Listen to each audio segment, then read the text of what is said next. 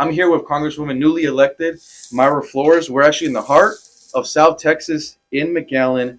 When I interviewed you last year, you were very well known in South Texas, but outside of that, no one really knew much about your campaign. But 1 year later, you're now making history. You flipped a seat Republican, first time in 100 years, first Mexican-born member of Congress, and now you've been seen as kind of a rising star of the GOP. Why are we seeing Latino voters, particularly in South Texas, move towards the GOP? And do you believe it's a trend that could follow nationally as well? Absolutely. And I believe that the reason why this district hadn't been flipped is we didn't have the funding, to be honest with you.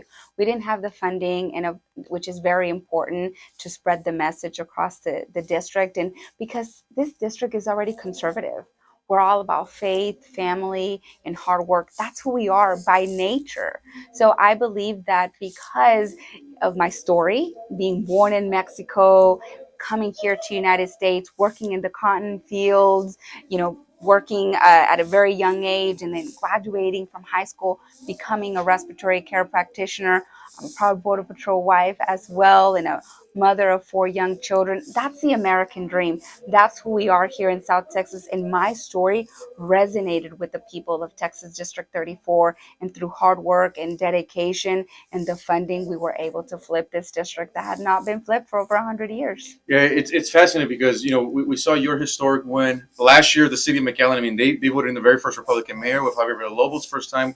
We're keeping an eye close to Cassie Garcia, Monica de la Cruz, who are Latina women running with the GOP. Now, Mayra, you got to get to work fast because, you have a re-election in November. You're running against a Democrat, Vicente Gonzalez, in a district that does favor the Democrats.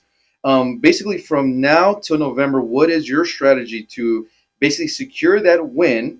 But also, he ended up calling you an unqualified opponent and a pawn chosen by the Republican Party for a race they poured millions of dollars into a seat that's only going to hold for 6 months. So first, what's the strategy and your response to his comments on that? The strategy stays the same. The lines don't change the values of the district. And it did not get easier, for Vicente. It got harder for Vicente. For me, it got easier.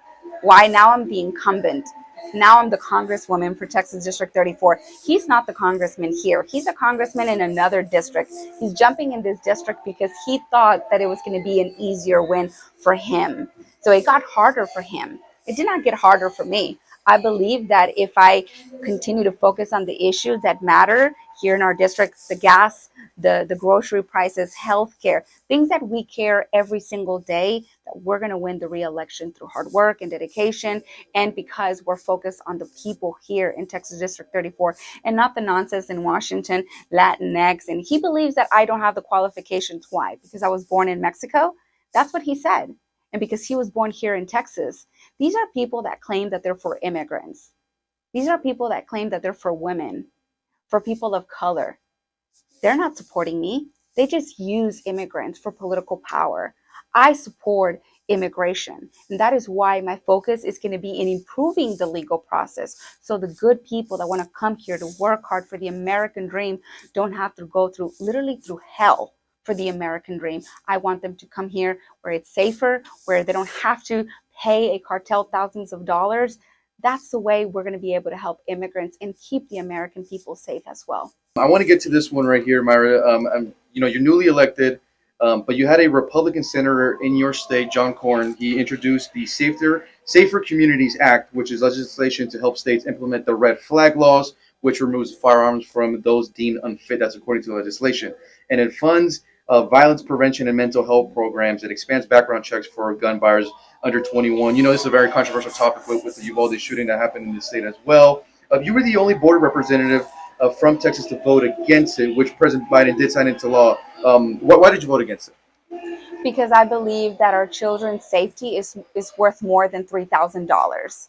Each school would only get $3,000. I'm a mother of 4 young children, and my children's safety is worth a lot more than that. We send $80 billion to Ukraine, and we cannot invest not $1 billion for our children's safety.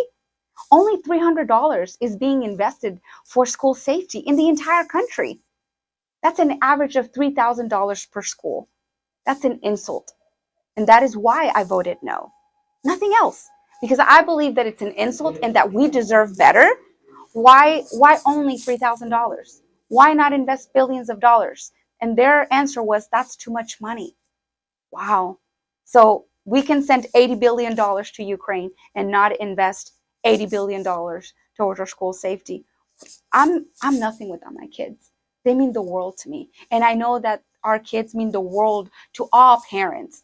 And that is why I'm going to be working on legislation that focuses on school safety, and that billions of dollars will be invested in school safety and not $3,000. That's not going to make a difference. And school safety, as in terms of, would you support armed guards? What's your vision for school safety? That's exactly what we need, armed guards. We need to be prepared to face evil. Evil doesn't care about laws. We can create all these laws, but name me a criminal that respects laws. They don't care about the law. So we need to be ready. We need to have police officers in every school, trained police officers, because we cannot allow for what happened in Uvalde to ever happen again. I cannot imagine what these parents are going through, and I'm heartbroken.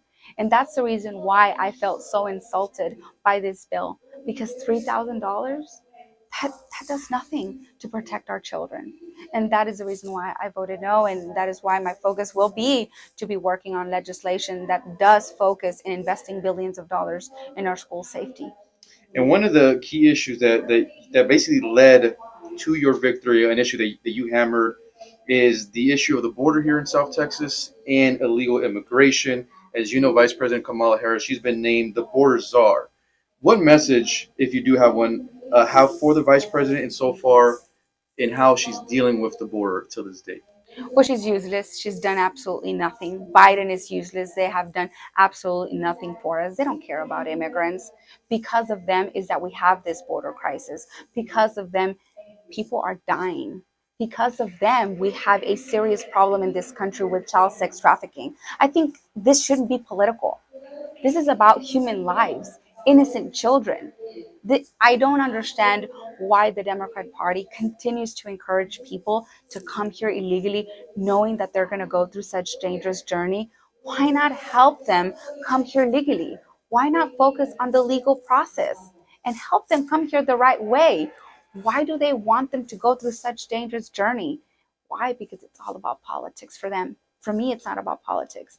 I don't care about the party. I care about people. And that's the way it should be. I don't care who did voted for this and who did voted for this. No, I'm going to do what's right. I'm going to do what's right for Texas District 34, not what's right for the party. Well, Congresswoman Mayra Flores, thank you so much for sitting down with us at the Daily Caller.